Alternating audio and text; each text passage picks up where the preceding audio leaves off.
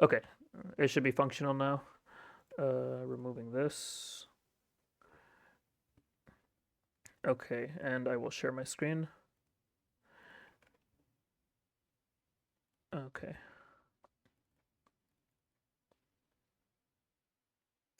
I need to open the two windows again to start moving files. Here we go. League one. I think I need to open the client, yeah, for this to work. Okay, so the two I just downloaded. Okay. And where are the recordings? Right, I have the recordings elsewhere.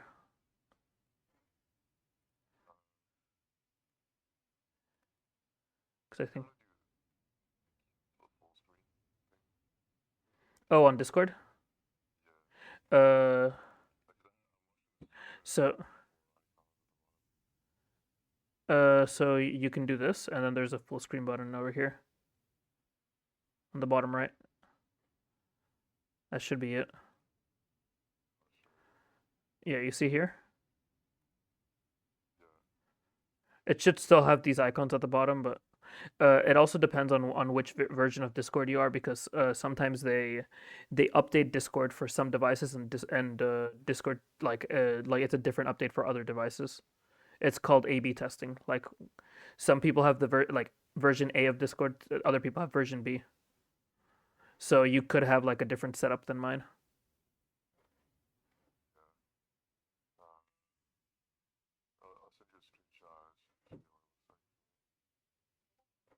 Yeah, checking.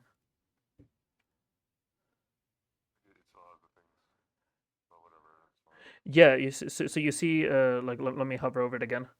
You're missing. What you're missing is, you go over here, right? And you're basically saying that it's annoying because you have these four icons here. So there's this button where it says hide members. Yeah. Yeah. I get it's hard to see. Yeah. All right. Let me. Yeah. Yeah. I think my friend's gonna hop back in a moment. Regardless, this private channel is only one I can access, so I think I'll just move him here because he's just gonna be eating food. Uh, let's see. I just need to grab the latest replay. Let me see. Yeah, I played like dog shit in this one, but it is what it is. Okay, back to replays, and now I need to rename this.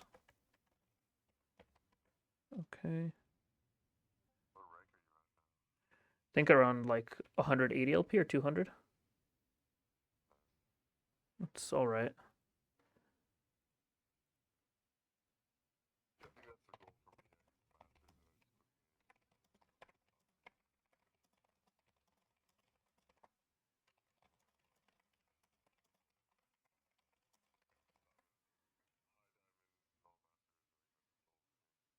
Yeah, sounds good. Okay. Can I? Okay, I think I know why this is happening. Let me close a couple things. I had this open. I was playing a different game. Uh, close Steam. Spotify does not matter much, but close this. Okay, everything else looks fine. Okay, the recording is fine. Okay. Yeah. Okay, so you remember this game, the one against Warwick? Were all these today? Okay. All right. All right. So the other thing I'm going to do is reset my task manager. Okay, now it's fine for some reason. I decided to work. All right. So, okay, your red side. Let's turn off vision. Um, so give me like a little bit of a game plan for this game.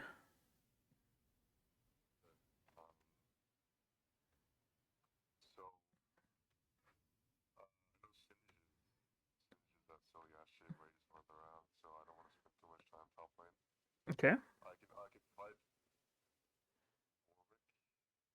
Actually, no, I can't because Cassidy has a really weak early game and mid game. Do you think you beat him 1v1? Warwick? No, Okay. no, I don't know. I was just checking. But yeah, you do not beat him. It depends if I rush like the executioner's calling, then I beat him 1v1. But that's I think it'd be close. It all depends on whether you can block his Q or his fear with your W, and in the case of him having level 6, his level 6 is just way stronger than yours in terms of combat. What he has in combat, you make up for in being able to have like easier ganks, easier access. You know. yeah. All right. What else? So Like, is so I think it's just kind of plays the violence. I can hold the Ash here and support for objectives. okay, But but so does Cassidy. all right, let the Castellan scale. Like I'm hearing a good thing, but that also means let's make the plan a bit more concrete. What levels are we looking to fight? Um, Like from when on should you start being like more active on the map? probably level 8 or 9, Okay, closer to 11. I would say it starts at 6. It's not to say that you can like that you're gonna like win the 2v2 at starting level 6, right? But like for example, if Warwick wastes time trying to kill your bot lane, right, ganking bot lane, mid lane now looks juicy, right? Yeah, Because the point is like Kassadin, I get that he still doesn't have that much damage like past level. I mean, like even at level 6, but at least he can apply damage, right? He can actually do something. So that is probably when we want to start looking to actually do something. Yeah, let me make sure that this is also recording. Okay, it is recording the drawing. Okay, so we've established a couple things that are good. I like that you told me that you lose to Warwick like in a straight up 1v1. This means that you should also be watching out for invades, right? And we also see that they have a singed. Singed is kind of like into Nocturne. It's kind of weak, like early on, but he has Ghost making it, and like Ghost plus Phase Rush making his escape like very easy from you, right? So you basically both of those basically, especially Phase Rush, has to be down for you to actually be able to kill this guy. You do have a Renekton, so like maybe Renekton can play aggro, blow his fling and his Phase Rush, and maybe kills are possible. But like you are right that we're not looking there as our main source of like or like where to put our pressure in. What about that when we also talk about like game plans, you also want to talk about like what's your early game insurance and your late game insurance, or are you like a mid game kind of team? Like how's your mid game looking? So, what do you think?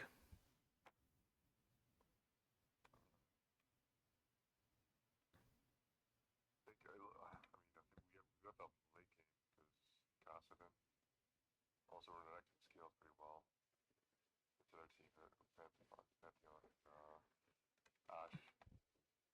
So I just kind of have to make sure movement stopped early.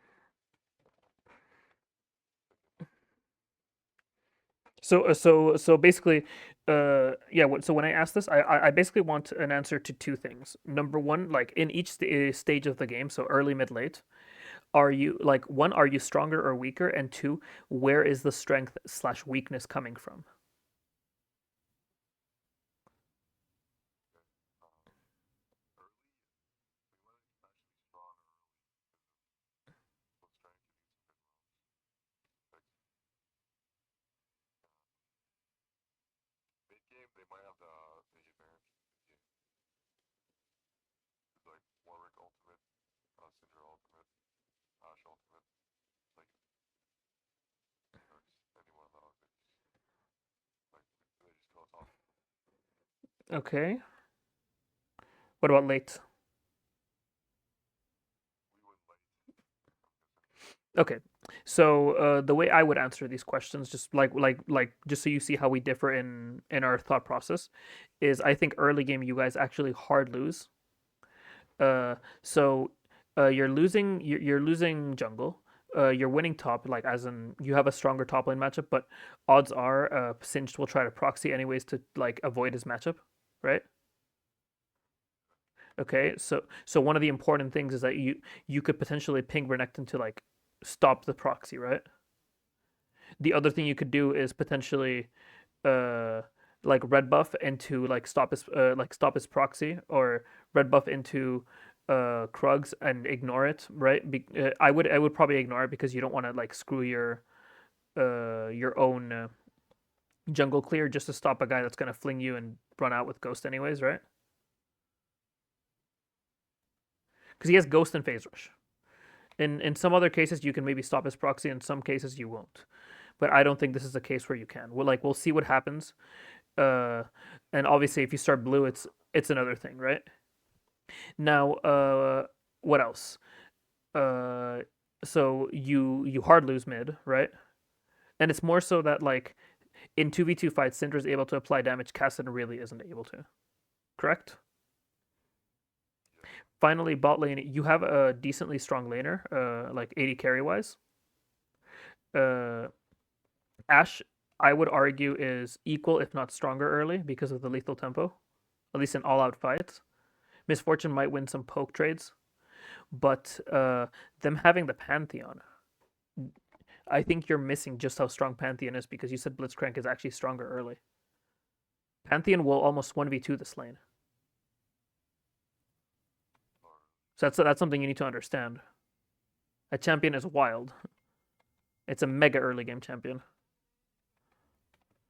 So yeah, that is probably something that's important to consider. So knowing that, what's what's most likely going to happen this game? Like we can consider, okay, what's the best route for Warwick? I would argue pathing bot, right? It's not too hard to tell, right? Yeah. Because if both junglers path bot, who's winning? Yeah. Enemies are, correct. And if he starts blue and you start red and both of you are pathing bot like this, is something like this possible? Like basically doing this. We can't do that. He can't? Why? I don't think he beats me level 3 like that. Really? Well, for the games that I've played, I mean, like I can kind of fight him off, but I don't think he like hard stomps me off with 3 or gets me offside. No, as in you clear top set camps and he's gonna wait for you in the bush here, and basically as you come in, he'll kill you. That's what I'm saying. He'll also clear his top set camps. You want, I think that's exactly what happens. Really? Yeah, with the Pantheon, yeah. You know what? Yeah, I've watched it. Because basically what I'm considering is, okay, you have a losing jungle matchup and a losing mid slash bot lane early on. So you're losing in this entire quadrant of the map. Isn't that where you want to start to like, get those camps off? I thought Blue Star is probably the best hero. Yeah, it sounds weird to path to a singed, right? Yeah, But in this case, once again, we play selfish, right? You're going to be useless if you can't get to level 6. The safest path to level 6 is actually to counterintuitively path away from your bot lane because this is the losing lane early. And what you're going to do is you're going to full clear, get your crab, recall, and go cover the bot lane if their wave state is bad. If they've died prior to that, then unlucky. The other option is, as you're full clearing, as say you're on red buff, you take a look at your bot lane because you don't care about top lane. You're not going to get anything done there, right? We've established that.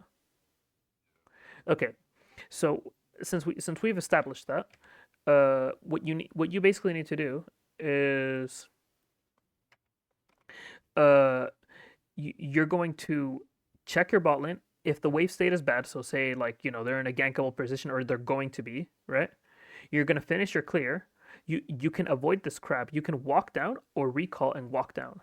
Recall and walking down is probably better because it'll be a bit slower, but you'll be able to get a little buy, so like double longsword or something like that, or longsword ruby, and then you can try to match the gank with items, and then I think that's winning. But it's the kind of thing that it's a little bit hard to predict because you're in a low elo lobby, right? And these guys won't. They probably think like, oh, enemy jungler's here. Why isn't my jungler here? Without actually considering the fact that if you probably pathed bot lane, you probably would have been invaded, right? Because no one considers that. Like even you don't, right?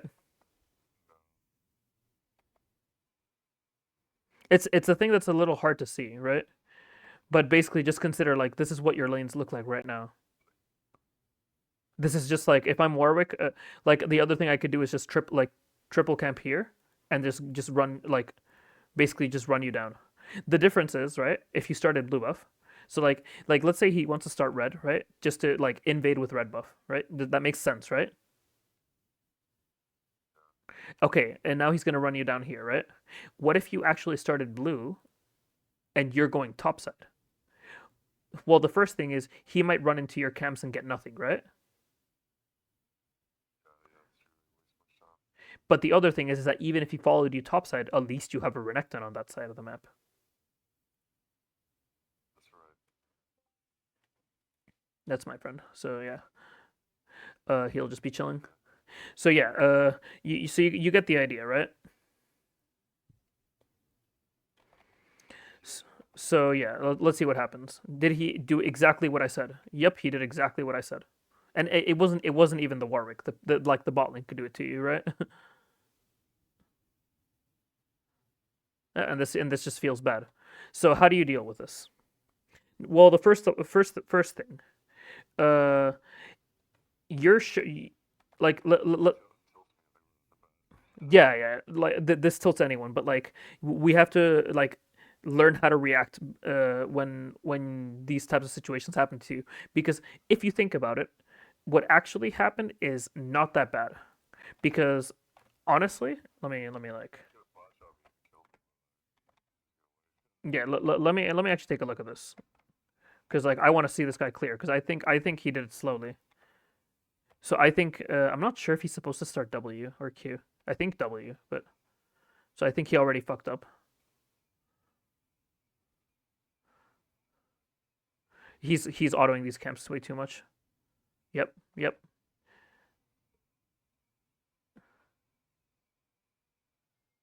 Yeah, he's also not doing Raptors efficiently. He could have actually been here with his bot lane, and you would have died. So just know that you lived because he fucked up.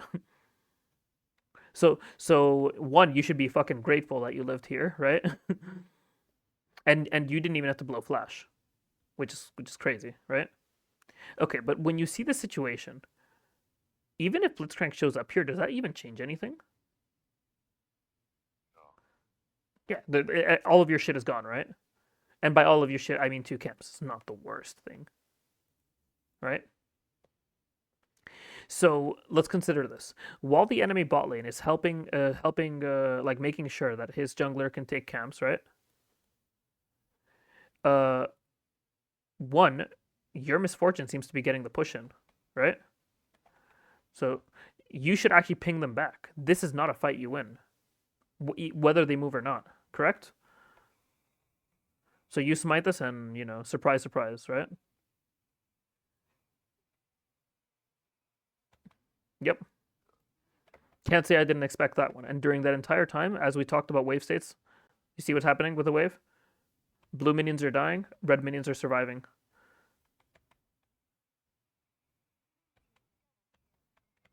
Luckily, it looks like actually Ashe lost more than that, than Misfortune. So you're actually up in bot lane.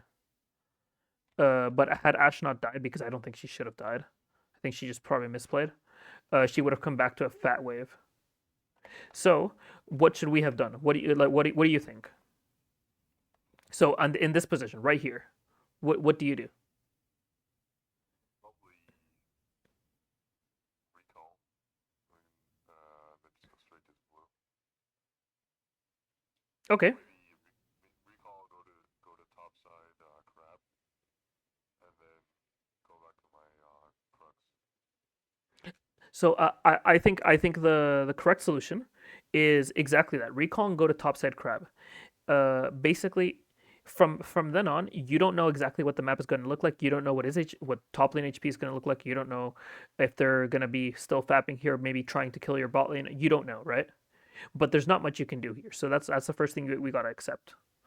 Uh, Now, obviously, you can look at ways like your allies could play this. So Miss Fortune priorities getting the wave in. Blitzcrank could attempt to like ward here and then like yoink the Gromp from the guy to just fuck with him. Like that would be what I would expect, right? At least at my elo. Or like he could stand all the way here, yoink the Gromp and make it so like it's impossible to smite away.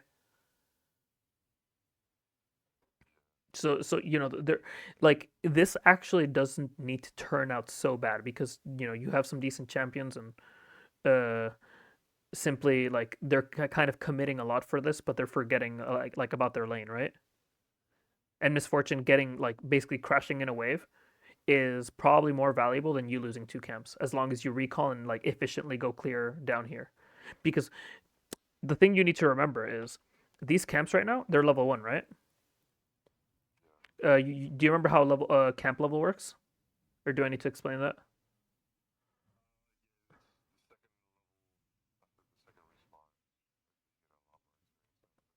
Yes, but do you know how that level is determined? Because they're actually not second level, like they're level 4. Okay, so the way they function is they go from levels 1 to 9. Uh but the levels that matter are 1, 3, 5, 7, 9. So odd numbers. Level 2 camp gives the exact same amount of XP and has the exact same amount of HP as a level 1 camp, from what I remember.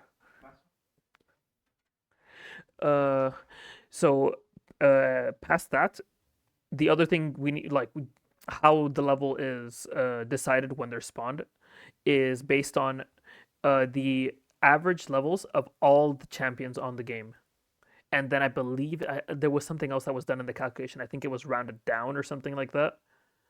Uh, I'm not. I don't remember right now the exact formula, but the point is, these camps are going to be like he's basically like leveling them up for you, right? By taking them, correct? And these camps are going to remain level 1 for quite a while. So you can think of it as you're temporarily behind, right?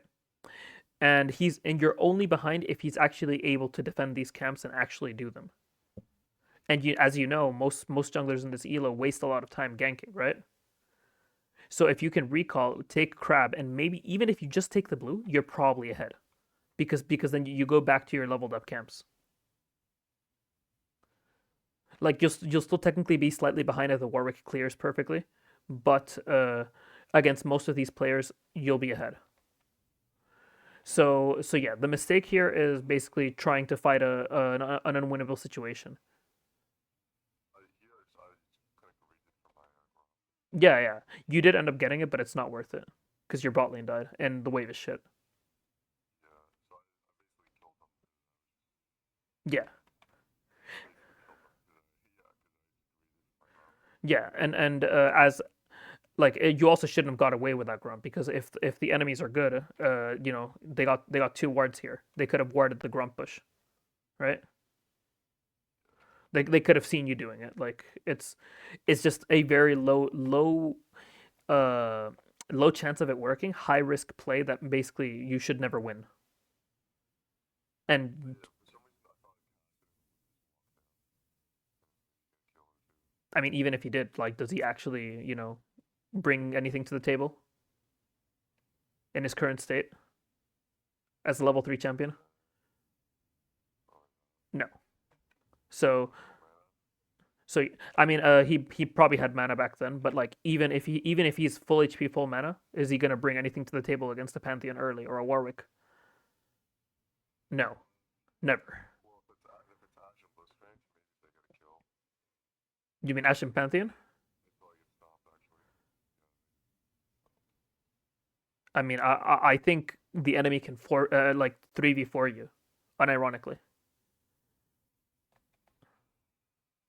Yeah, probably. Because I don't think the enemy played this well. I think they played this like super poorly. But like look, this isn't even close, right? Kassadin doesn't make a difference here. Kassadin just gets destroyed. So regardless, let's see the follow up. So because of that, because of your greed, you basically lose crab and you cannot enter the side of the map, correct? So what do we do? Uh, you don't have anything to do mid. Can you do something top? Potentially. You basically have like a 20-second window to actually even try something. So I think I probably like I think you did fine and basically running to crab, but like it it was kind of inevitable that Warwick was going to come here. I would probably run this way and attempt something. If Renekton can get a stun, we're basically just going to do damage to the Singed. We're not really looking to kill because Warwick is probably going to be on his way, right? Unless the fight goes really well, we're not looking to do anything, and we're just looking to deal damage. Basically, make it so that Singed has to recall because he has no teleport. That's what we're looking at. And even if Renekton falls low, he'll just teleport. And you're gonna just important thing is to get back here by 420, because that's when this spawned, or when it spawns. So basically, you just have to think of it as you have a bit of dead time. So like, or like free time technically. So 358, you have 20 seconds, right? So you could attempt something there, and you do end up waiting, yeah, and that's about when it spawns. So yeah. Yeah. So here, this is the kind of thing we don't want to do, right? Yep. Yep. Yep. Yep.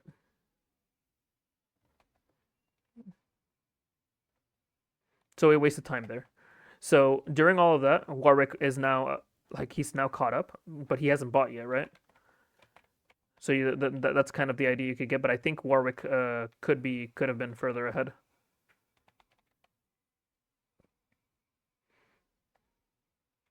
Okay, so here, while you're doing this, ideally, what you should be doing is, okay, you don't even need like you can look mid if the wave is bad, but it's not. It's kind of okay. Because in theory, if Kassadin doesn't hit this, and he shouldn't, then it should push to us because of where it is. Now he's hitting this, so he's playing this wave terribly. He doesn't know what he's doing. Like basically, he should be dead 10 times out of 10 here, but he's about to hit 6, so he's also sort of safe. Now, down here, is there anything to do? Well, our AD carries in base. If we let's see what Ash has been doing in the time.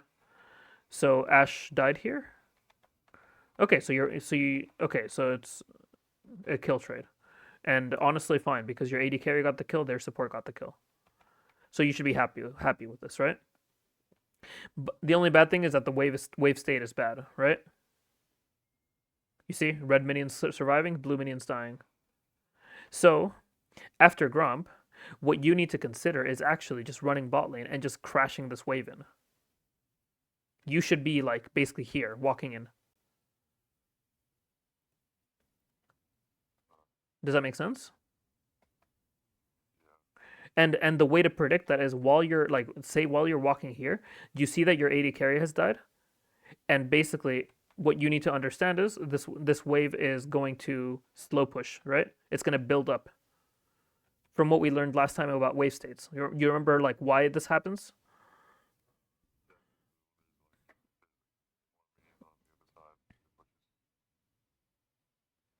Well, it's not just more minions, but it's also like if the even minion rule basically states that so like if the minions are exactly even, so six versus six, right? If it was six blue versus six red, because it's on the red side of the lane, it's going to push in the other direction. And it's because the red reinforcements coming from here are going to arrive earlier and reinforce the wave. Does that make sense? So that's kind of the even minion rule. And to be fair, that is what was going on. It's 4v4 actually. So you see the red minions reinforcing, and now all the and now it creates that numbers advantage. So that's how we know that from here we should immediately run bot lane and just help them push the wave. And you might have actually found a kill here, right? Like even if it is by complete accident. And yeah, instead of running to river, right? From the Gromp, yeah, yeah. But you couldn't have predicted that the enemy's going to fight there, right? The only thing that you also have to consider is, well, if this wave is pushing into us, is there a potential that Warwick could gank? That's why you got to go there, because Warwick should be matching your clear just like last time, right? Or no, not just like last time because he started red, but you know that you saw him up here, right? Like when you went back to clear Crux, so you know that he's going to clear downwards. So now you know that basically both your jungle paths are aligned. You guys are both clearing down from now on, and he's gonna be at Krugs when you're at Grump if he's clearing efficiently.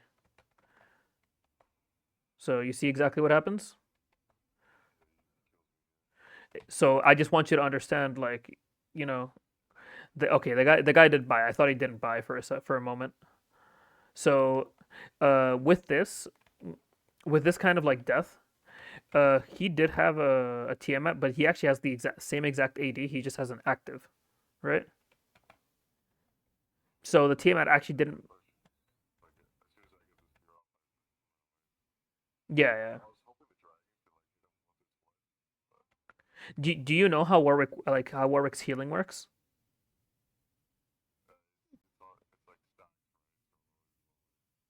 Uh, Is what stacked how? If he's below 50% health, he has healing. That's the first thing. If he's below 25, that healing triples. So yeah, it's here. If Warwick is below 50% health, he also heals for 100% of the damage dealt by Eternal Hunger, which is his passive. So he's gonna heal 24 per hit. If he's below 25%, he heals for 250% of the damage dealt. Well, well, damage dealt by Eternal Hunger. So yeah, he's gonna heal for like 70 something. Yeah.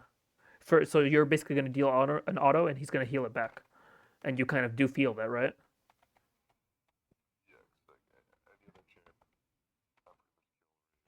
Yeah. You see, plus 48, plus 48, plus 48, yeah, plus 49. So he's like, for every two autos he hits you on, he's denying one of yours, right? And his attack speed is also increasing as you get lower. It's just why you don't want to do this, right? But during this entire time, your bot lane actually gets a kill here. But guess who can come down here? Like, if in the case that that fight didn't happen, right? Like, Warwick could have come down here. So in a way, you kind of like defended your bot lane by fighting this guy. Like, you're lucky. Like, they're kind of lucky that you died because they would have died.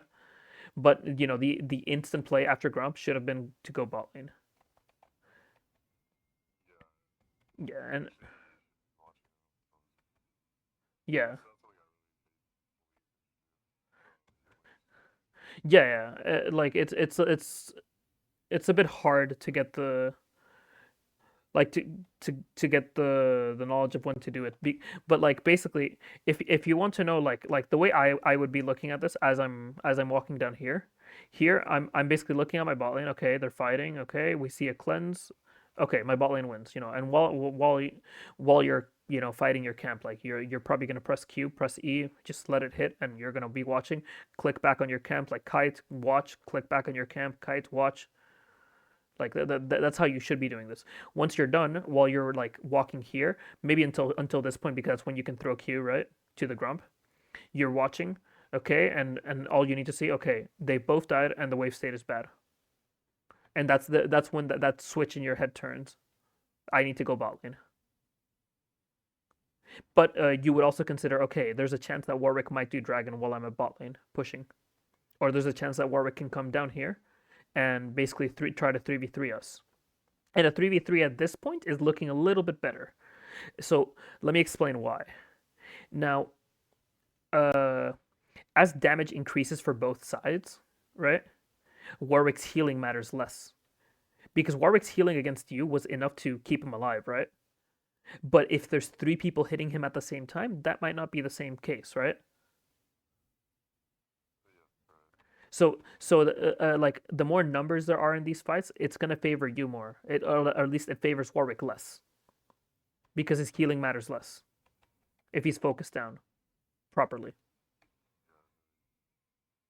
And as a result, then you can start thinking, okay, then Pantheon's job in this fight is to bait us into hitting Pantheon, right? Into Pantheon's E. He wants to take the damage, and that's where you start getting like a little bit of intuition on how to play these fights. So yeah, regardless, okay. So the fight turns out poorly, and you have to go back here, okay. And Singed basically reveals you, that this is like it feels terrible because like everyone knows where you are now, and he's just wasting your time. Blitzcrank is now pinging you. Everyone's pinging you because they think it's your fault that you didn't kill Singed, and it really isn't. So, okay, yeah. Okay, so after all that happened, if we remember, Warwick killed you here. So there's a couple things you should be thinking of when you come out of base. One, is he going to do dragon, right? So is there potential of that?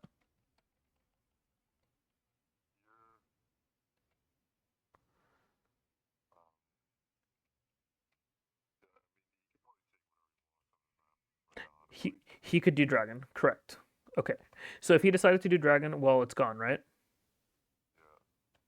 Okay. The other thing he could do is recall and try to match you on grubs, which would probably be even better, right, for Warwick.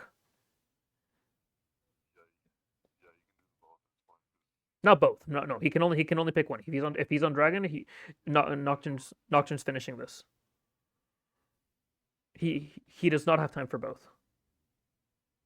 We need to establish that because but yeah, he has to pick one. Correct. Okay, so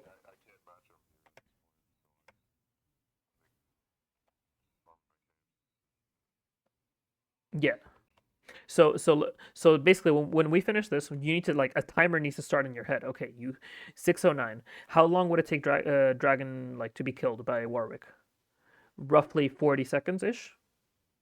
So if you don't see anything by 40 seconds, so by now, then he likely hasn't done Dragon. He hasn't started it because it would be stupid, right? So that's how you can know. Okay, well, I'm just gonna farm my camps then because he might match me for this, and the now you see. Okay, you have Blitzcrank up here, Pantheon's down here. We should maybe try to get grubs, right? Yeah. So Blitzcrank basically, this is actually a good roam by him because if you notice, what does this wave state look like for you? What's gonna happen down here?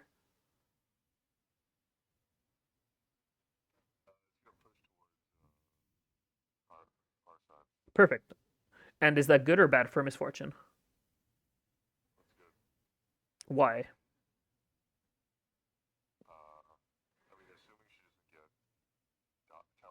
Yeah, that's exactly what I want to hear.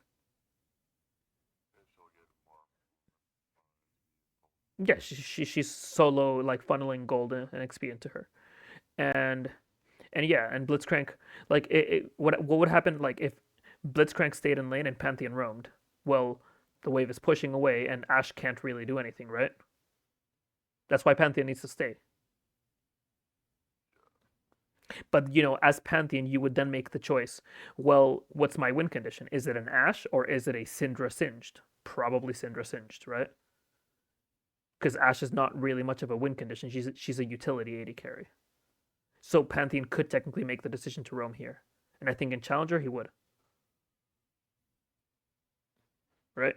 That's the kind of thought process that people would follow. Of course, this would all happen in real time, and it would be much faster. Right? Yeah, that's true. So like there's a chance that Blitzcrank potentially hasn't like he just sees Grub spawning and he has like somewhere in his brain he thinks Grub equal win, so he roams, right? He probably didn't even consider the bot lane wave state. Let's be real, right? But as a jungler, you just simply like adapt to what you have on your on your map. Blitzcrank is here, we can fight Grubs. I don't care if the roam was good or not, right? Like we see Pantheon down here, we have all the information we need. There's two people down here. Our Kassadin is ready to fight. He may not be very strong, but he's ready. He's ready to do stuff. If we took a moment look earlier, Syndra is completely like gone. Right, she has to base. Our Kassadin's coming fresh off the map. Our Renekton's full with ult. So I wouldn't even go to Krugs here. I think it's a war crime if Warwick even gets the crab. All of the topside resources are yours.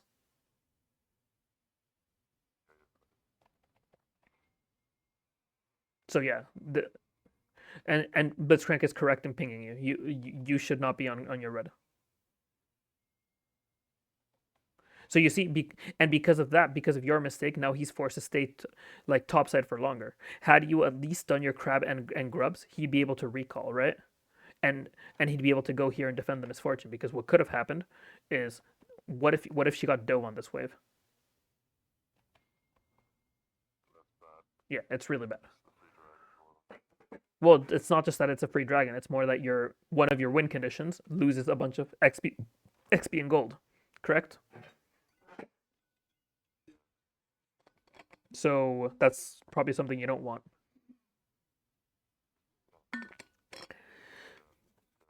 So yeah, let's see. So you do end up doing it. Okay, and Warwick incorrectly does dragon because what the hell did he do? I'm curious now. Because I think what the guy did is after killing you, I don't know, he showed on bot lane. Did he show? Let me see. On your vision. Yeah, he did end up showing. That is huge information for you as well.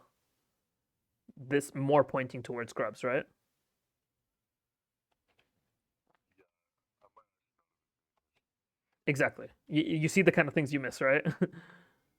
I probably, honestly, I was probably looking at my second monitor. Yeah, yeah. So, bro, when things like this happen early game, bro, you're not even behind. Look at the gold. There are no objectives taken. Like this game is completely winnable. Your 80 carry, you're one of your win conditions. Like that shit right there, the 4 and 2, that's gonna help this scale. That's gonna help the Kassadin scale, who's playing beautifully, 47 to 48 CS. Not really beautifully because we saw how he was managing his wave before. He was committing war crimes on the wave, but he's still like he's doing fine, right? You're only one camp behind the guy and a kill, but like even then, look at your items. Like, sure, the guy has 800 more or 700 more gold than you, but he hasn't spent it, and he's wasting time fapping bot lane. The game it is nowhere near lost. In fact, right now I'd say you're in a winning position because this guy's blundering. And of course, we don't take it, but nor do I really expect you to instantly make the play, right? Because once again, these kinds of things they are a little hard to see, but like watching them in a replay and starting to be able to recognize these situations, like what should you be looking at, what like while you're walking out, like that's why you got to be active. Like once you start like actually uh trying to make decisions like this, even if they're wrong, you're gonna learn a lot more because like you'll see if the decision was correct or not, and then you go back in the replay, you see, well, this occurred, and let's say it turned out well or it turned out poorly, like should it have turned poorly? Because like you getting your Gromp at level 3 turned out well technically for you, right? turned out bad for your bot lane. But like, should it have turned out poorly? Yes, it should have turned out way worse. So just because a play turns out well doesn't mean like the play was good, right? And likewise, just because like a play turns out bad doesn't mean that the play was bad to begin with. Sometimes people misplay. Sometimes people miss ults. Like if Syndra goes for a kill on Kassadin but forgets to press Q and like before R to get one more sphere and misses the kill by 40 HP, that doesn't mean her play was bad. It just means like her execution was bad, right?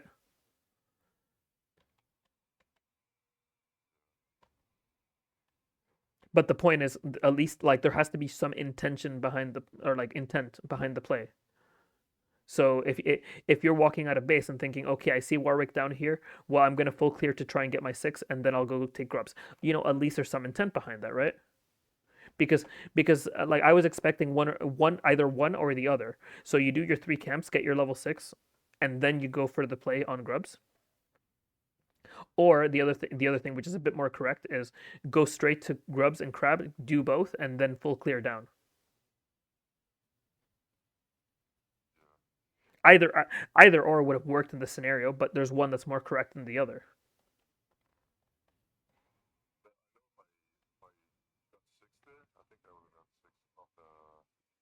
Off the grubs, maybe. Well, if you did directly in, yeah, you would have got 6 off the Raptors if you did 3 camps, right? But the other way is crab into grubs, and maybe you get 6 off grubs. If not, then you'll get it off Krugs, right? And right now Singed is dying, so even more so like that. This is free, right? Okay, and now while you're doing this, take a look at top lane. Okay, this guy is low, and he's crashing a wave in. We should probably be pinging him to back because you know that Warwick should be topside soon. We just saw him take a dragon, right? Okay, and now what does that mean for you? You don't want to like cover this guy because can you take Warwick's camp? Like, can you invade him? No way, right? If you can invade him, then it's actually fine for him to stay. But your champion's weaker right now, right? It's just a champion thing. It's not even like I can't blame you, right?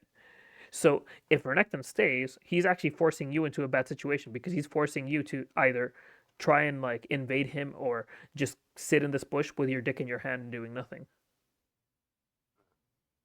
So, we should be pinging him back, right?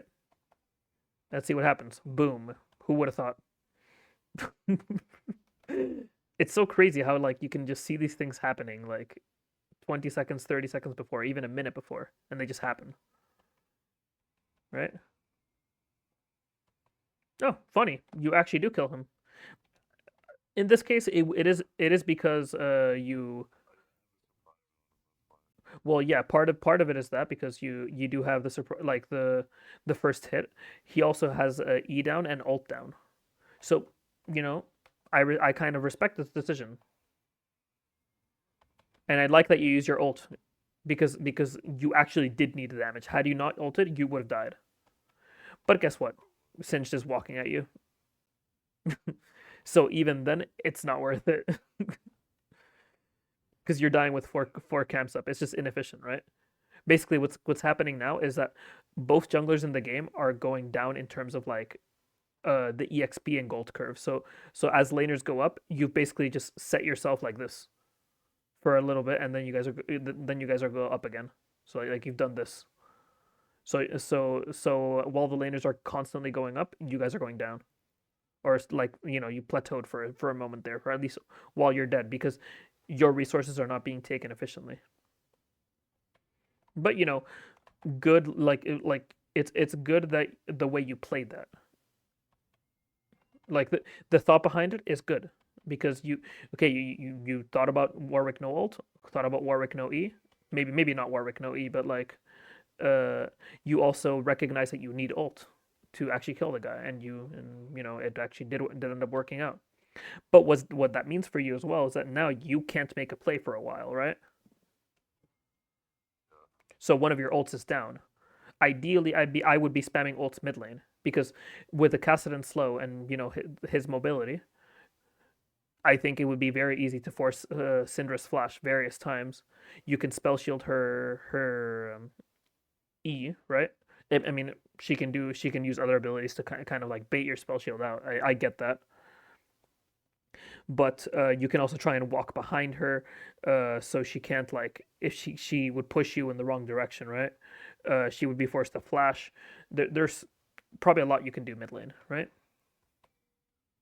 Because she's immobile as well. Bot lane is also an option. So yeah, uh, as of now, you all you got to do is clear. There's really nothing else to do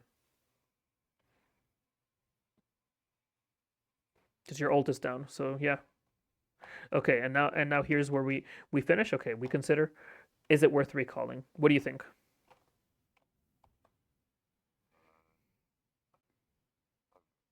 Even gold, how much gold do I have? 833. That should be enough for five, right? Correct.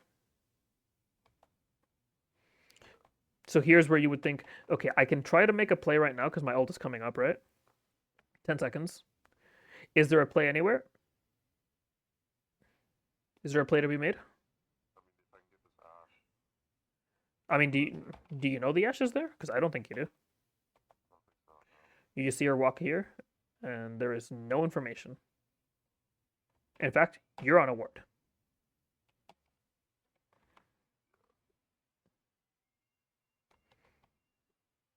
Okay, it ends up working out. Okay, and now you got the crab. But was it a good play? Probably not. Probably not. Because what should have happened? What should have happened? Okay, so we go up here. Pantheon actually abandons his Ash. I don't know why, right? And his Ash ends up warding you out, seeing you, seeing the misfortune, seeing the Blitzcrank, and still walks up. You know? It's more that Ash really wanted to die more than, was the play good. Now, your Blitzcrank actually did something very big for you. I don't know if you noticed. Check what he did. Let me go back.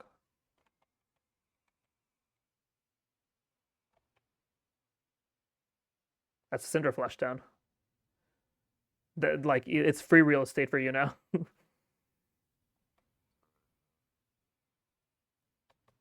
So, this crap shouldn't have been yours, but okay, it is. We'll accept it. And, we got a recall. Or taking a play here also doesn't sound. I mean, you'd have to look like as you're going up. Okay, Kassadin's getting a little bit fisted, and this already looks really losing, right? I would have stopped in this bush and recalled, or just gone back to tower. This just does not look good. Your Kassadin's already out.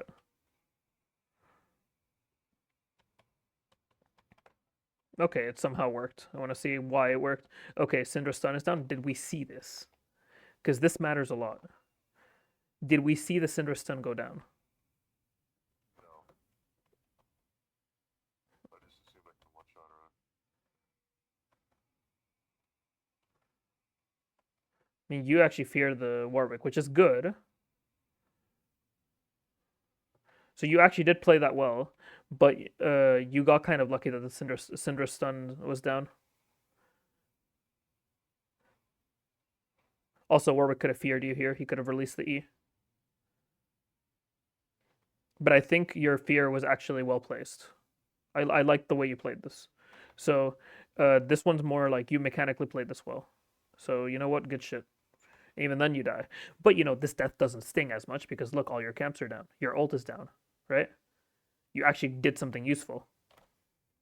You turned a losing situation into actually winning. It's winning. What?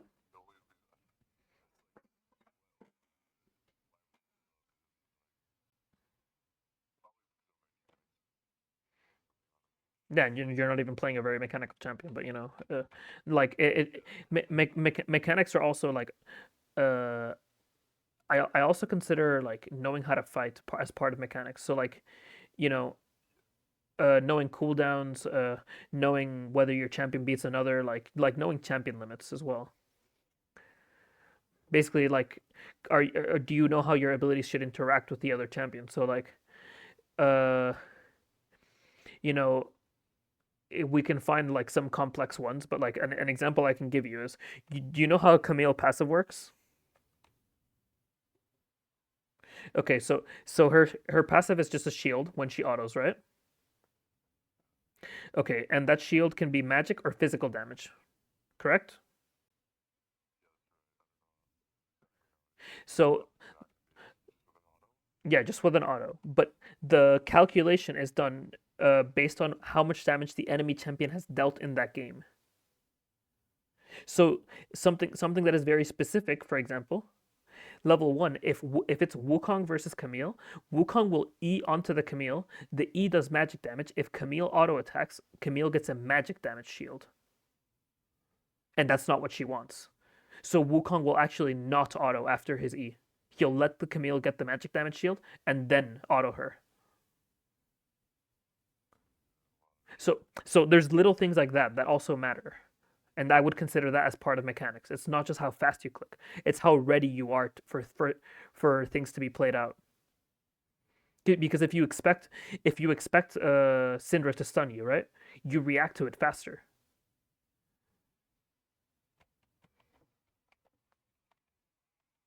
So yeah, this ends Not a lot of chaser there. probably, but even then, like this is a death that is less consequential, right? It really does not matter as much. And you look now you're equalized in gold, and you have a winning bot lane, winning mid lane. Surprised you even lost this.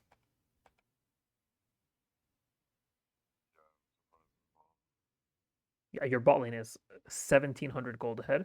Your mid lane is 300, and your top lane is 700. Even you're ahead by 100. Bot lane is like supports are matched. This game should basically be impossible to lose at this point. You also have a grubs, like a set of grubs. Yep, and Warwick dies again. Seriously, how did you lose this?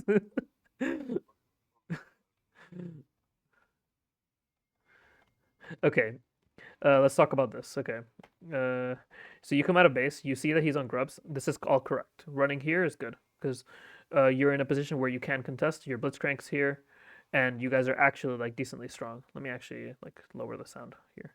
Okay, so this is all good. Now, what do we like? We gotta consider what can we get after killing him. So we get the grubs. We have 20 seconds. Okay, so so here's the thing. If we go straight to dragon right now, we would probably push the mid wave as we go there, right? Potentially take a bit of poke damage from Syndra. We wouldn't be able to fire back because we don't have a like maybe with Blitzcrank hook, but like that would we would be preying on an ally hitting a hook, right? We would also be praying that Syndra actually walks up because she doesn't need to. She could just clear the wave right now as is because she look at her position, and she could just walk back. Uh, and then we would be forcing our Miss Fortune to not farm, forcing our Kassadin to not farm. Our Renekton goes up top lane for like we were not forcing him. And then we would also be not farming ourselves and going all the way, like skipping all of these. Now, what would I do? You have 20 seconds. Well, Warwick's going to come out of base with probably maybe more items than you because he just died, right? Or equal because you are kind of ahead now. So I would at least farm 2 camps. Now, what's the reason for this? If you take these two, and let's say Warwick spawns, right? And he thinks you're on Dragon, can he come up here and steal your ship? No, because you've taken it. So basically, if your plan is to play on the lower half of the map, at least clear a little bit of your top half or all of it. So it's not invadable, right? So that's the thought process. Now, would you clear all of it or would you clear like maybe one of them, two of them? I would probably clear two of them in this case, specifically because your ult is still on cooldown for 20 seconds. Like there is no rush. The world isn't gonna end. The match isn't gonna like your nexus is not gonna explode if you wait like another 10 seconds. If your bot lane has to wait a little bit, right?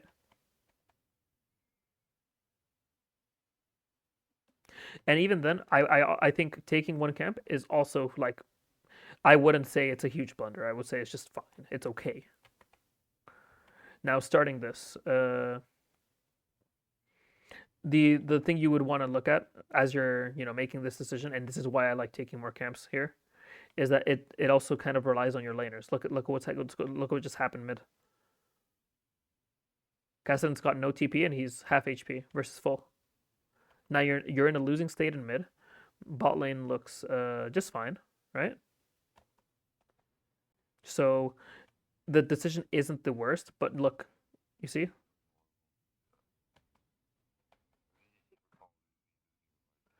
Yeah, yeah. But the information's available to you, right? You can see him recalling. You can see his HP at all times. And I probably just throw the game right here. Once again, you're not throwing the game. Look at how the gold lead changes. You threw 1k or 2k of gold advantage. So if you went from 4k to 2k, which is still winning for you because of the champions you have, we established that late game is good for you, right? And you threw a dragon. That's all you threw. So once again, it's not the absolute end of the world. The game is still winnable, but it is a pretty big swing. And now your Kassadin's trying to make a play. Now, luckily, because of his mobility, it actually will work because he doesn't need they don't need to go in after. So good play by him. Okay, and now here's where we want to think. Okay, you're just coming out of base. Which side do we go to? You might be tilted here, but you got every single time you gotta every single time you come out of base, what am I gonna be doing for the next minute or so, next 2 minutes? You think, okay, uh, what do you think would be the first thing in this question? First thought process, first thing you think of. I'll probably be looking at my ult. Perfect, perfect. That's exactly what I want to hear. Your ult cooldown, because you're useless without your ult. Yeah, so it's down 30 seconds. So probably just farming and setting a position. Okay, and now And now in the next few minutes, would we want to play top side or bot side? Objective timers are here. I know the map is kind of covering them, but Baron is nowhere near. Dragon is it just got taken, right? There is Herald in 2 minutes, so it. Want to go probably bot side for my Cologne. See if I can get the start on MF. Let's see. Okay, so See if they back off. so when you just came down here, look at when you're just coming out of base, right? This is when Kassadin's making the play, right? This right when you see probably this is enough. When you see this, I'm pivoting straight to Krugs because this is no longer diveable, right? Kassadin's the one covering MF. Blitzcrank is going to cover MF. You don't need to do it. They're basically giving you a get out of jail free card. You can go farm. So, so you could take Krugs, you could take red, you could take mid wave if need be, right? Odds are Misfortune recalls. Misfortune goes mid. Kassadin stays bot after the kill, right? So yeah, that is what the game should look like at that point. And also, I'm staying on this game a little bit more because I see that you lost, but this should have been a winning situation. So for this game specifically, we can cover a little bit more of what happened later on. Okay.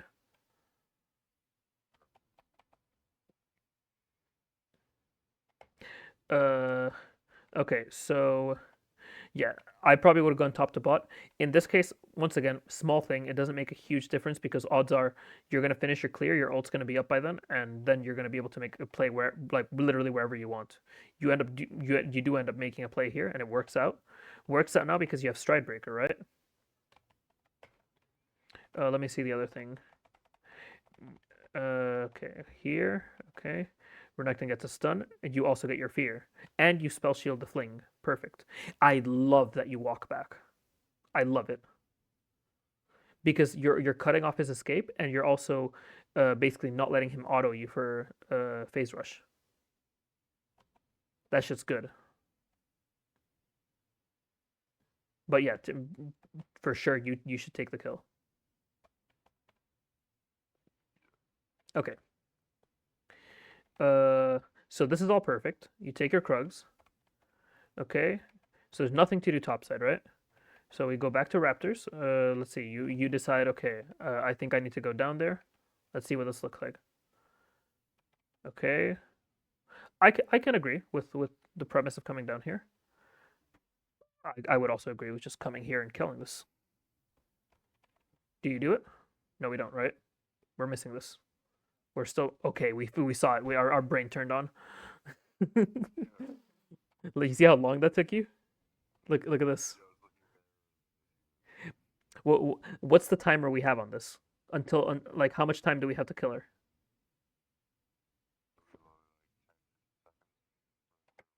Yeah, until like I I I I didn't even care about a number. I cared about until the wave is cleared. So knowing that, is it not complete int by Syndra the fact that she just threw W on 2 minions instead of like the rest of like more minions on more of the wave? Is it not complete int that she's queuing these 2 minions rather than queuing here and then eing the whole thing and just one-shotting it? So you see what I mean? Your window was actually very small. She made it big by misplaying. You got to be aware of these things because in high elo, you're never killing this guy. Like, you would have to notice it now. You would have to immediately, like from here, not even like no detour. You'd have to go here immediately. And odds are that guy in high elo, he's not taking the wave. In fact, you could have gone even earlier because you'd see this and you'd see her walk up.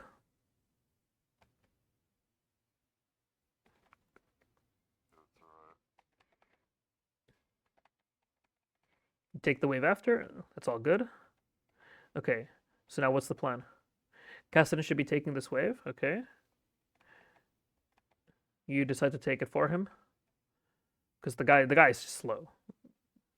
I'm sorry, but if he's gonna like jerk off in the jungle, he should be taking his wave. Okay, and then you take the crab. That's like and Herald. That's all perfect. No problems here. And perfect fight. Okay, Syndra stun just got blown. Pantheon E just got blown. Pantheon stun just got blown. This is like free, right? Free real estate once again. Yep, kill the guy. Yep. Okay. So once we kill this guy, now our abilities are down. Now it's their turn again. Now Syndra's stun is going to be up soon.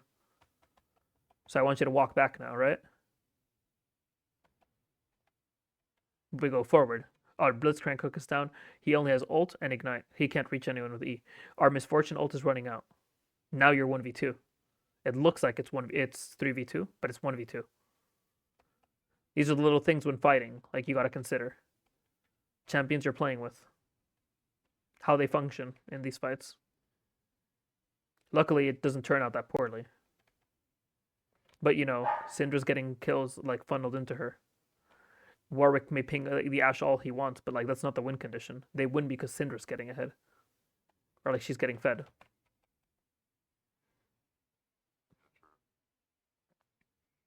Okay, so when you do these two camps, like this in this order, it signals that you want to make a play now, right? If you did them in the other order, it would signal that you want to full clear up, right? Usually, correct? Like that is like as a spectator, that's how you would watch, like you would interpret these things.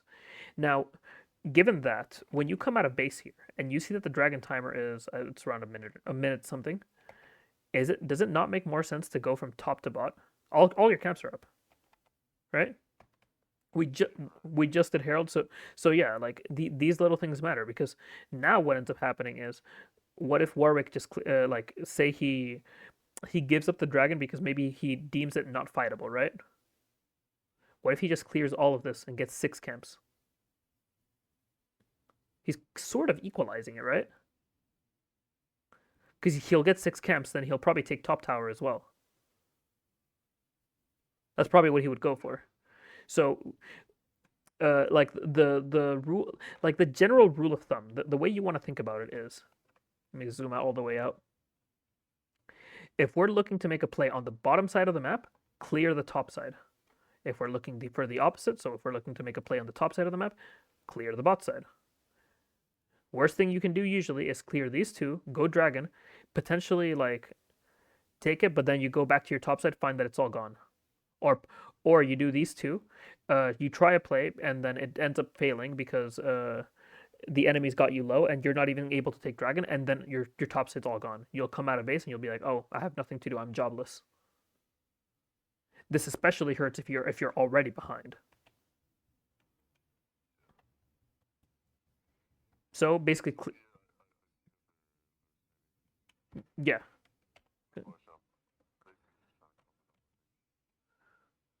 Yeah, but I'm saying you could have done the same thing by taking two camps and then doing the exact same thing you're doing, right?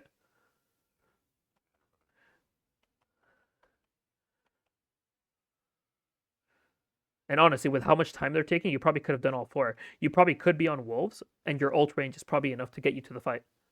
Like it would almost be. I know at level 11, like ult range increases, but it's not insanely big. I know it's at 16, where it's almost like a Twisted Fate ult.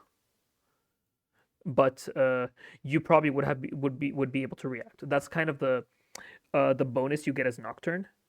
Uh, think of it like split pushing.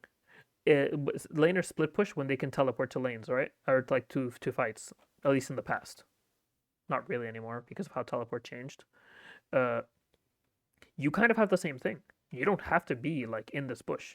You can just be farming a camp, and then if a fight starts, you can make it with ult. As long as you don't blow E, right? Don't blow E on the camp anymore because it does nothing. So all of this is happening right now. This is perfect for you. Kassadin's taking a tower. He is chilling. He's gonna have TP soon, so he can maybe make it to the fight. You guys have a very solid position here. What's like before we go into the fight, we think about what's the focus. Okay, we look at items. Okay, Syndra's not in the fight. She's the biggest threat, right? Who's the next biggest threat? What do you think?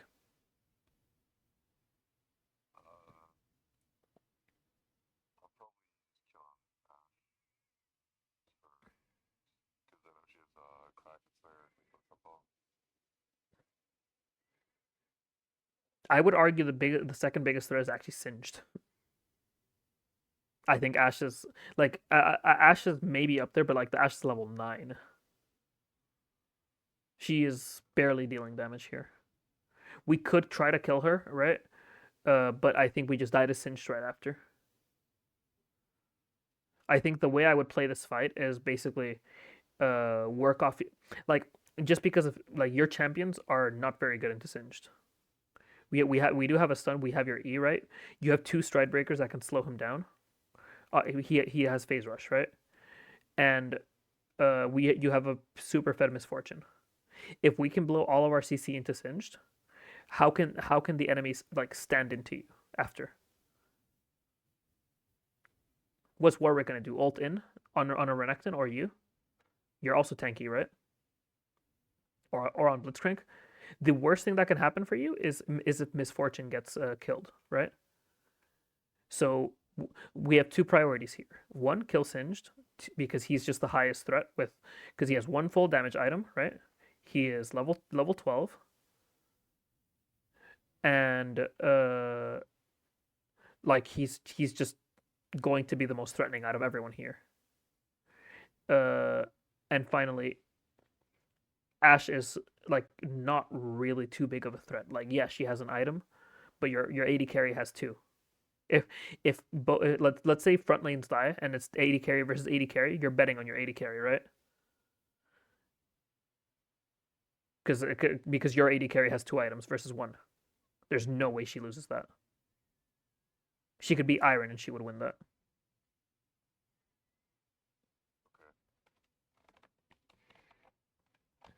So yeah, go here. Let's see. You go on the Ashe. Misfortune gets a decent ult. She could have angled it a bit further down. But overall, it's just the fight looks good. And you know why? Look, Warwick just blew Q. Singed his, gassing the dragon. And here we go. Singed is being dragged away by Blitzcrank. Perfect by Blitzcrank, right? He's basically not being allowed to play while the fight's going on. And you guys basically eliminated Singed's entire team before Singed got to do anything, right? And now we're chasing him for no reason. Sick. I mean, you weren't, but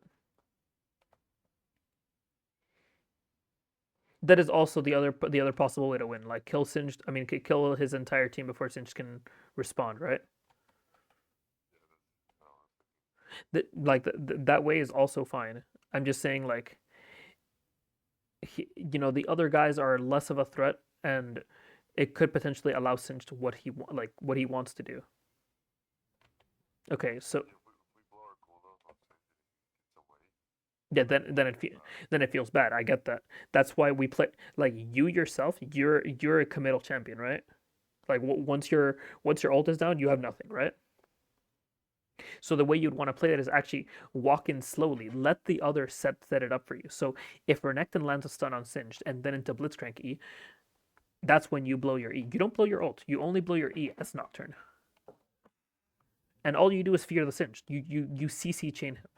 Your job is to follow up on it. If your team plays to kill Ashe, then sure, you kill Ashe. Because all you can do is commit. And that's kind of just like team fighting as Nocturne here in this scenario. Okay, and then you get engaged on and we kind of die. Okay, not really. I think maybe they had vision on you. I think actually you fucked up here. Because let's consider this. So you just won a team fight, right? Okay, we did dragon. Okay, we did crab. Okay, we took a camp. How much gold do you think you have in your pocket? maybe 1,000. Okay, good guess. Should we recall? Probably, Look, calling no one else here on the map. everyone's basically back, right? So we're pinging something when none of your team is ready for it. Your Kassadin wants to be in top lane, like trying to pressure the tower. So Syndra has to be forced to go up there, or Singed. Both outcomes are good for you, right? Because if Singed is here, he's not at the fight. If Syndra's here, she's not at the fight. And those two champions are ones that you really don't want to fight. I mean, you could take a Syndra on because she's immobile. Like Nocturne's good into her, but Nocturne is terrible into Singed, right? So you need to at least give Kassadin time to get up here. You need to give your Misfortune time to get to lane and clear the wave. You need to give your Renekton time as well. Why not give yourself time also to spend your gold?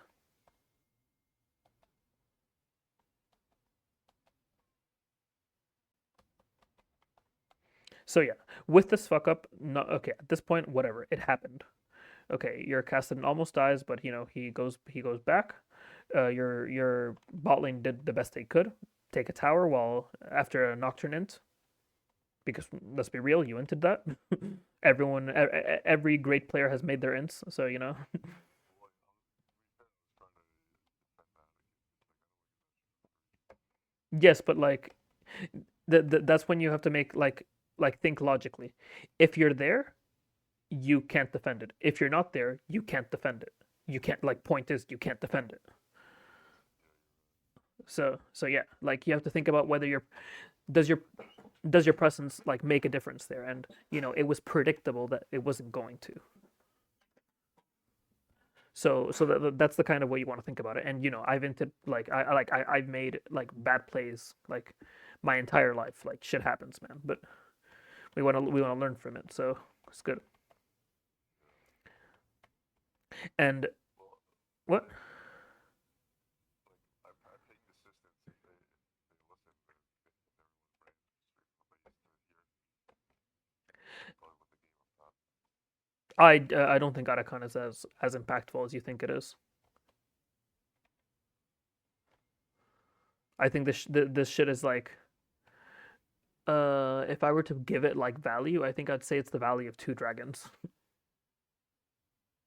It's really not that much.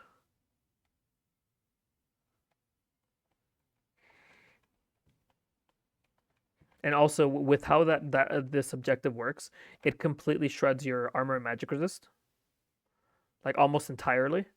It's almost like Baron in that sense. You don't want to do it when the enemy team is up. So like it's just like by doing this, you're pinging your entire team to be inefficient.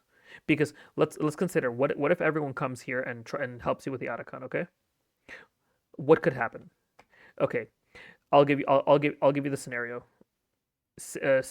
Entire team goes mid, takes your mid tier one. One person goes top. They go tier one, take your jungle, take tier two top. I mean, tier one top, and then potentially tier two, all for an Atacon. Thoughts? Well, it gives you a 25% bonus. Other to the other buffs, right? Yeah. So I mean, we get the Atacon, we get probably we get Dragon Soul, and we win the game for sure. Atacon and Dragon Soul. Yeah, but the Dragon Soul is like it's ocean. Like the Atacon is buffing the percent missing health you get from 2% to like 25% of 2% is 2.5%. It's not making a difference. Well, if we get like two more dragons, Ocean Soul, throw a little bit of soul. Yeah, like sure you could give it some tangible value, but there are things that are like out prioritizing it in value. I think what what is more important is making sure that the enemy doesn't follow that sequence that I just said, which is, you know, 300 gold here plus 300 in your jungle plus XP plus a wave that you'd be missing in mid plus a wave that you'd be missing in top or two plus another 300 gold. I think that's way more valuable than whatever the shit like whatever the fuck this does. I don't know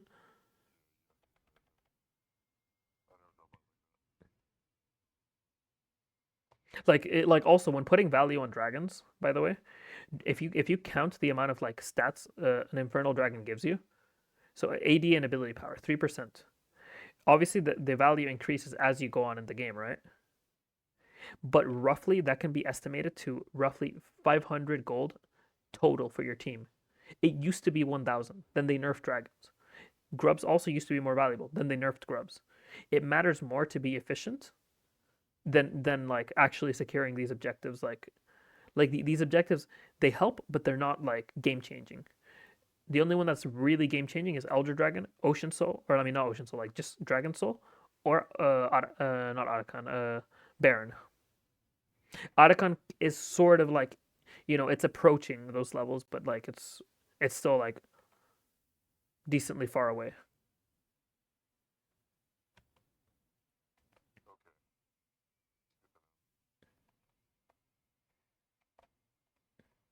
it. Okay. And it also has the added risk of taking it. In fact, I would say the biggest value you get out of Otacon from the at least the ruinous one is the blood roses that spawn. I think that's where the real value lies because it's XP. Remember, one level, like the difference between you and Syndra is that she has 500 more gold worth of stats. A level is around 500 gold plus an ability point. Like in terms of you get AD, you get armor, you get attack speed, you get I think sometimes you also get MR. At least most champions do. So yeah, and in some cases like Kassadin, a level's worth way more. Telling your Kassadin to let's force an Otacon fight, you could give up the Otacon, like basically fap in your jungle for like another 2 minutes. Kassadin 16 win the game.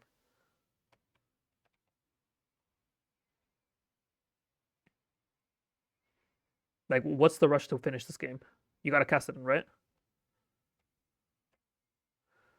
And I think we're basically not following that principle here. Same thing. Kassadin's basing, Syndra's ready to fight. Enemy team is ready to fight. Our Renekton's in base, and we're trying to force this down, right?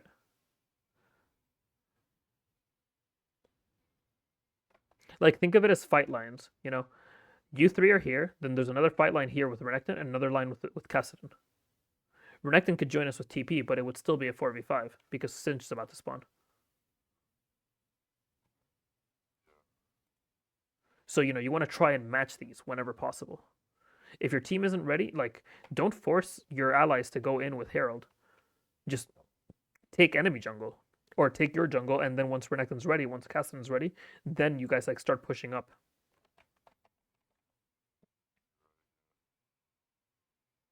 I don't know. It's I guess I'll just tilt it from the beginning. Yeah, potentially.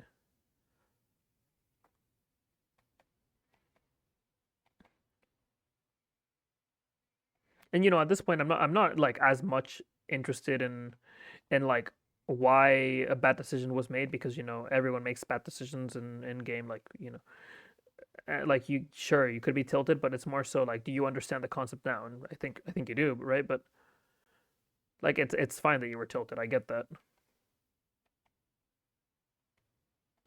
Yeah, and then we see that that's another death that gives dragon. Sure, we like so when things happen like this, you're like, yeah, okay, we won. We this is positive, right? But the game is now in Renekton's hands. It's not in your hands. What happens if Renekton fucks this up and dies? Right? You're giving the control of the game away. And also, I think you ulted a 411 Ash. What a shit show. Yeah. Yeah, and now Kassadin is trying to be a hero. Now you're trying to be a hero.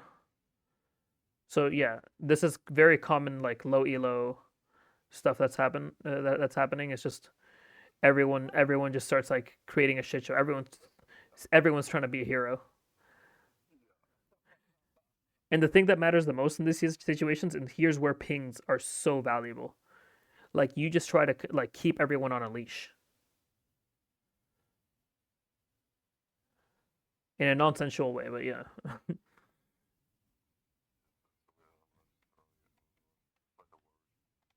Yeah. You see, and now, okay, Kassadin has to base again because he's terrible at managing his mana. But actually, he has teleport. Okay, you see, this is the type of good teleport that I like seeing. I don't like seeing teleports to fight. I like seeing this kind of teleport, because what he's seeing is, this is the fight line, right? Miss Fortune's ready, Blitzcrank's ready, Renekton's ready. You are technically ready because you have Nocturnal, right? But you could be all of you could be up here securing Baron Vision. Kassadin just basically put his fight line forward by teleporting. That's an excellent teleport. That's the kind of shit I like seeing. But you see, now you're clearing too much. Probably out of tilt, but you're clearing too much. You see? And now we're out again. It just keeps happening, right? Just over and over.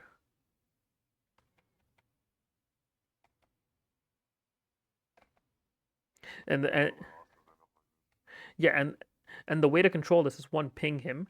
Two, you should also probably just be behind Miss Fortune, or like just with Miss Fortune here, so everyone's ready to rotate. Because also, Miss Fortune and Blitzcrank feel kind of like reluctant to rotate here, just because you weren't really there, right?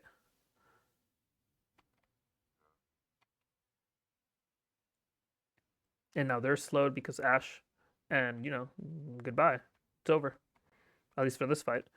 And now the two people have died. One of them being Kassadin, probably, let's say, bro. How does Miss Fortune have such shit items? How much gold is she sitting on? I swear to God, I saw these items like 10 minutes ago. That guy is not farming. Jesus. But yeah, I would say Kassadin was your strongest member, and he just died. So what is the enemy going to do? They're going to Baron. And now you're dying, so more of a reason to Baron. Now Miss Fortune's going to try. She's going to try and be a hero. She was trying to. You see, for nothing. Yeah, yeah,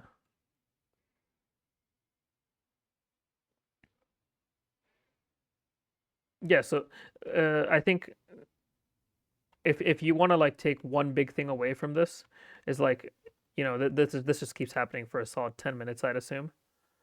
And part of it is, that's what the blue team champions are kind of good at: high speed, global ult with CC, global ult which leads to CC, right? And Syndra's the only one that's kind of different, right? so they're good at getting picks. And your team is technically actually good at escaping out of that. You can turn off the lights if the enemies like to dissuade them.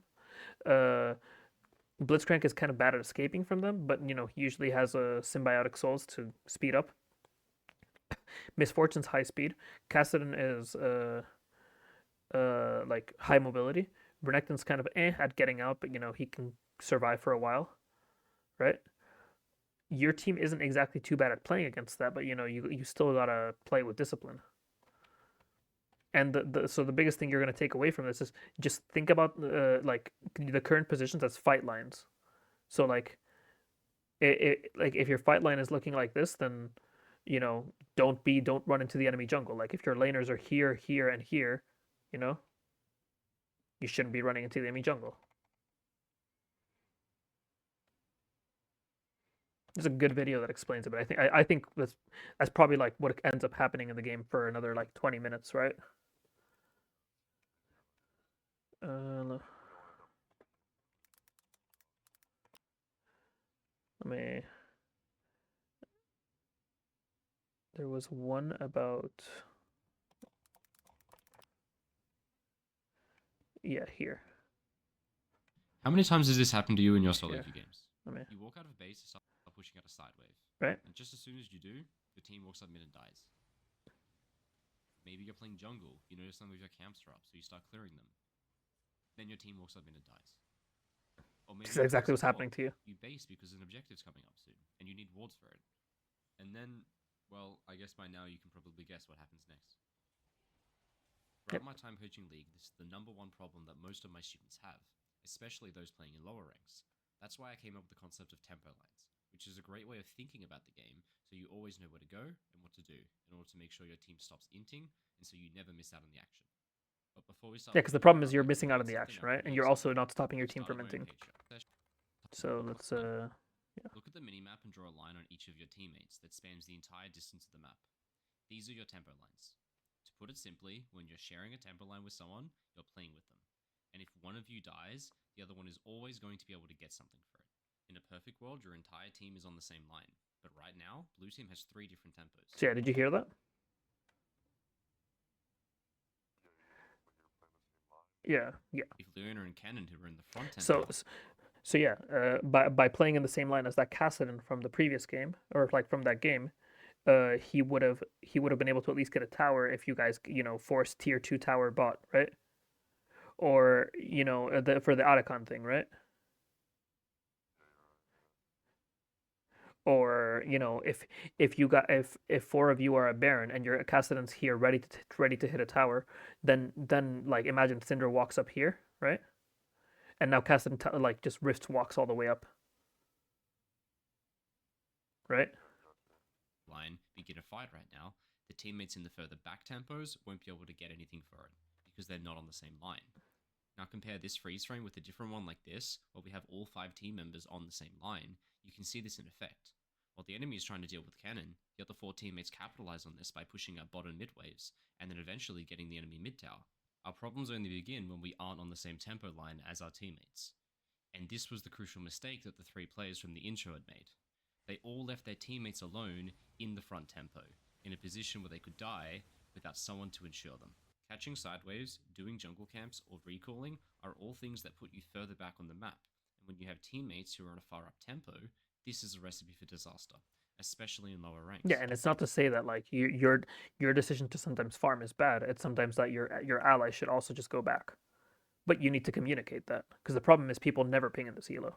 Now let's put this all to action and show some real-world examples on how you should use tempo lines to. Because sometimes you just can't match the tempo line. The eyes of a Rengar jungle, who at the moment is 11-2.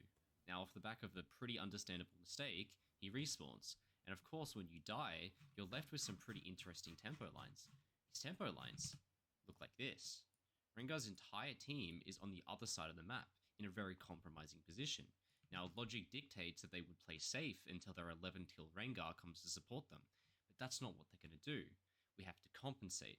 We have to get into the front tempo as fast as we can. We don't have time to farm. If you leave the game up to your teammates when you're fed, they're going to feed. The only correct decision here is to instantly run out of base and join them. because we'll see in a moment what our Rengar player actually does is he goes and clears some camps.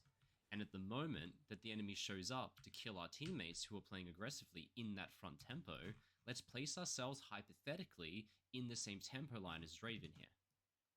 Doesn't matter where Rengar is along this line, he's always going to get something. If he's here close to bot, he has a choice. He can either decide to help Draven and trade back some kills for his teammate's mistake, or he could choose to engage on Yasuo now that he sees 3 people bot. Even if he's top lane, he has the ability to go for a pick and then potentially trade a tower for Draven's life. In this way, we're always ensuring our teammates. It's very important when you're the Fed member. So yeah, like this isn't exactly a perfect explanation of this because the issue with this is also probably the person that is currently dying here at bot shouldn't be, you know, that far up, right? Leave the game. Because the responsibility, like, I'd like to say it's on yourself because you know you want to basically micromanage your team as much as you can because once again, as you've come to know, you can't trust these guys, right? So ideally, you're the one that makes the decision for them by pinging them. If they don't listen, well, yeah, but you know, it's kind of like I think it's kind of incorrect to say you should always just go and match them, right? If your allies should recall, then they should recall. You should tell them to recall. If all like it doesn't matter if all your allies are you know way pushed up, if all their health bars are like 30%, that's where you would kind of like gain that sense of what do my allies want to do? Well, they want to recall, so yeah, I'm gonna go farm. If you're in the back tempo, But the concept applies, right? mistakes, what the team buff do.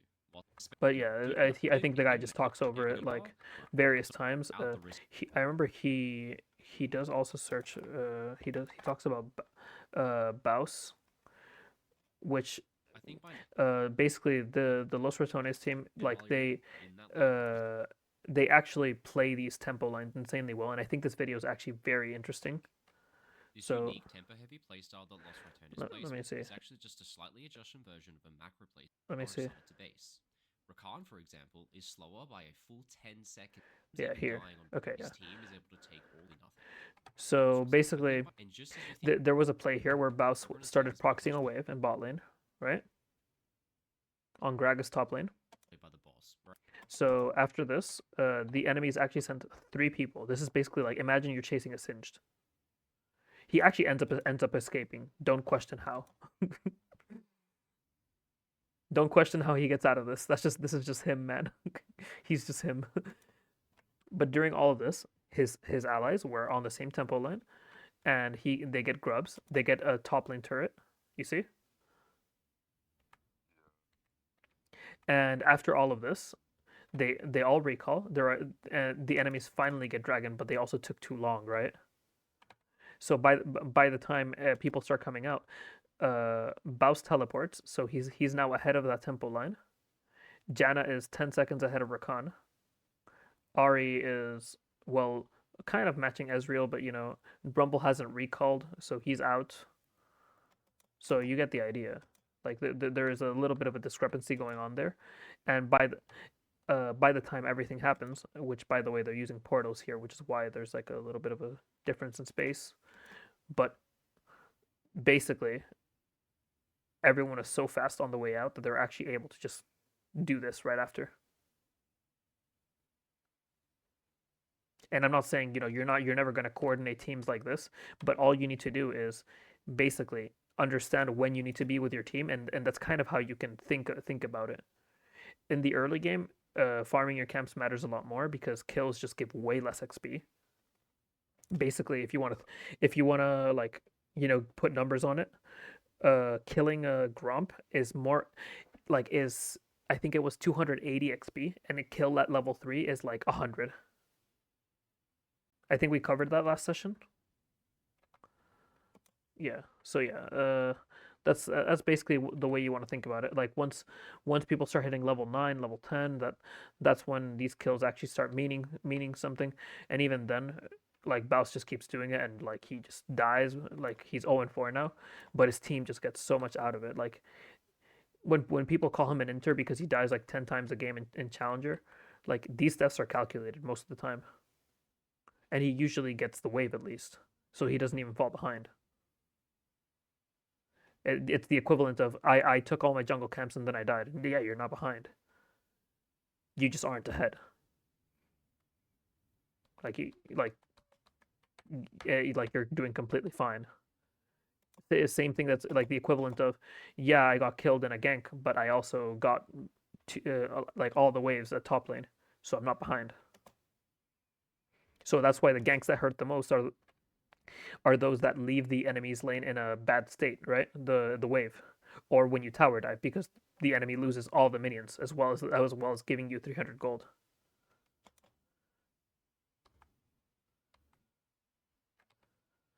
So yeah, and yeah, they talk about Baus being like 0-5, but like like they play these sequences out. Like Baus dies, and then his team gets like 3 towers and a fucking herald and a drake.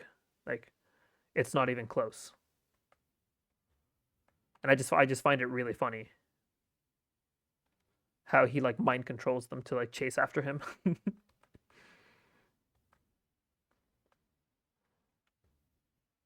So yeah, he like here he's doing the same shit. He's like farming in between towers. And by the way, the reason people farm between towers like this, one is to avoid the matchup, much like the Singed scenario, but it's also to basically gain that tempo line. Because once he's done doing that, he can now like the time he gets, like the roam timer he gets, is bigger than if he waited for the wave to come to him. So yeah, people get a bigger roam timer, bigger TP timer or base. So yeah, what he basically did, he did that, and then he teleported bot, and now he's basically essentially forcing a tower dive. And that's how you can understand these plays that look kind of like weird, right? I don't know what the fuck Kane is doing here. Don't ask. Don't ask what he was doing. So yeah, and you know you see here something that's actually very common here is people run a 1-3-1 setup, and then after pushing mid, the 3 rotate up to top. So now they're 4, 1, and 0 because Renekton rotates mid. And you'll see this in action like right now. So yeah, Renekton goes mid and clears the wave. And now, if anything were to happen here, this Camille's left sitting bot lane, probably needs to commit teleport. And sure, Camille might get a tier 1 tower, right? But Renekton will push mid, get tier 2, and they can also get tier 2 here. And these are worth way more. Or they can all rotate to Baron if it's up. So it's just a good situation. Like it's just a way people have played like certain scenarios, like for a long ass time. So yeah, this same scenario here, they do this, go for the tier 2 tower that's worth 700 gold. You knew that, right? Tier 2 towers are way more valuable. But yeah, there's not really much more I can say about that. Probably the biggest thing, and it's kind of hard to write notes honestly, but you know you'll have the recording. I'll upload it. But the biggest things you probably want to look at are essentially number one is the tilt problem, like from being invaded. Understand that like you know games are not are never over off of like an invade like that, especially in this elo. If it was like challenger, sure, I can see how that's like hard because you know the guy is like the enemy jungler most likely won't throw the lead back, right? But in this elo, people constantly throw it. You were ahead for a big part of that game, but the the big thing to take away from it is actually one, that the game is not over, and two, every single time you come out of base or every single time you're walking in between camps, you need to be asking yourself like what is the next thing on the menu? Like what are we playing for? Is there a play available bot lane? Is there a play available mid lane? Do I have ult because you're playing Nocturne? Should I be farming? Constantly be looking for information. It'd be interesting to see your POV as well because I'd like to see what your camera was like when you remember during the first grub spawn during in your game where you missed the Warwick actually appearing in bot lane, as well as the Pantheon, as well as the Ashe, and it was basically it was a 4v0 and you took two camps. That's the kind of thing that it would be nice to see what your POV looks like, to see if you even like looked at these things. You told me you didn't, but like that's why it's like that's why. Yeah, yeah. Like we can safely assume that, but it would be also nice to like for you to like check your POV while you're farming jungle, but like a good POV uh, that people look at is Spica. And I know he's an NA player, right? Happens, but while he's playing, you can see the way he pings things, and I get that this VOD is old, but he's constantly like looking at lanes. Uh, and yeah, this guy pro player was on TSM, but like he's constantly looking at lanes. Now, obviously, you can't follow the speed at which he's looking at, and that's just because like he's ready to press the button. He knows what to look for. So in that little short time, he takes a look at top lane right here. He sees the wave is crashing, knows it's bouncing. It's gonna bounce like in a minute, 2 minutes, or like a minute 30. He needs to be top lane, or the Gnar's gonna die. Like that's the kind of information he interprets from that. So you see, look, he's already there. He's already arriving. And then he has to consider, well, can the enemy jungler even be here? So does my top laner actually need help? And it ends up happening that he doesn't like he doesn't do anything here just because the Renekton was level 6 and the Xin Zhao was there, and his Gnar was like running out of mega. But still, you can see why these decisions are being made and how fast he's acquiring information. Part of mechanics is also being able to acquire information, because there's a whole world of difference between people that are really good at clearing camps, but you also have to be good at clearing camps while looking at the map. It's this shit is hard, like to do really well. Yeah, it is super complicated. You gotta be aware of like 10 different things at once. Well, yeah, you gotta micromanage 3 lanes at once. This shit's hard. But that's kind of what we want to strive for. And you will also see a lot of jungle VODs, such as like Agron, for example. He actually does not look at lanes as much as this guy, but he has relative ideas of when like certain timers are available. So like he kind of backs that up with being efficient and simply like just relatively knowing when things can happen. He will miss some plays due to that though. But for the most part, the guy is like still really good. Yeah, he like rank 1 Yeah, literally every season. yeah, and he also reached rank 1 in Korea. Like the guy is still really good, but yeah, like I could say like his camera movement could be better, but that's when we also take a look at a stat like how much people ping. So for example, if I take my account, what was your account name? Uh, like that. What was the? Oh, okay, I got. Okay, for example, pings. So you actually do ping a decent amount. That's actually surprising. That's good to see. I like that because I ping about the same. Like in fact, on my way pings and this are actually less than yours. It's actually good shit. Maybe like we'd have to see also your warning pings, but sadly this doesn't show it. Like how much you're warning your laners. Uh, I ping more wards than you. Then the rest, like these are just probably kill yourself pings. Fucking guillotine pings. These are funny. But yeah, like this is a good metric to actually keep track of, because when you look at like just the best players on the planet, this guy pings 16.3 times, but I remember seeing like I think it was this guy. This guy pings 30 times a game, and you ping like I said you were good, and you pinged 11. I pinged 10. This guy is crazy. Is that 30 times a game? Yeah, 30.9 per game. You were pinging 11 times a game. So you like there's stuff like this that are like nice metrics to track like like I think camera movement is a bit more of a fundamental, but communication matters as well. Yeah, especially For sure. I was actually like pleasantly surprised though. Like your communication's fine for the most part. There might be cases where like you need to like do it a bit more, do it a bit less, but uh yeah, like at least these are good numbers to be putting up. I need to get better at jumbo tracking and then also relaying that information through pings. Yeah. That's definitely something that helps a lot. Uh Because I can't always match the enemy jungler, but I can warn. yeah. I also need to do the same.